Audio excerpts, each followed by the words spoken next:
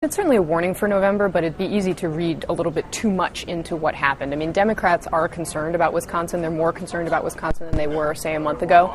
Obama campaign manager Jim Messina has moved it into the toss-up column from what was, they thought, lean Democratic. On the other hand, there was a ton of Republican enthusiasm for Walker. I mean, Republicans were just really excited to get out there and go vote for this guy who they saw as a conviction politician, somebody who made really hard decisions and then stood by them and went through this process anyway.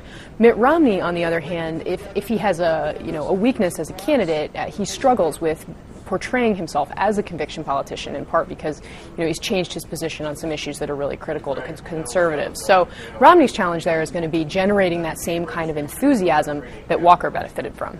It's more than a loss for Milwaukee Mayor Tom Barrett. It was really a loss for organized labor. I mean, they were the ones who sort of been propelling this all the way along. They were the ones who were, out there trying to organize people, get out the vote. And it used to be that they could really turn these elections if they decided to put their foot down. Now, in this case, Walker was going particularly after public sector unions, and so you're seeing kind of a reflection in the electorate of an unwillingness or less of a willingness to support, labor groups that are essentially tied directly to the government.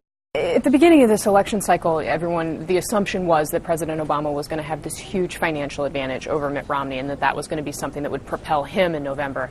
Now, one of Democrats' main concern is being potentially overwhelmed by spending from these super PACs, groups like Crossroads that's connected to Karl Rove, George Bush's strategist, other outside groups. And that's what you saw in Wisconsin. It was something of a test of this new model. I mean, there were millions of dollars in money that was spent from outside the state on a very specific state issue. So I think both sides sort of looked at this as potentially a way to gauge exactly how effective those groups were going to be.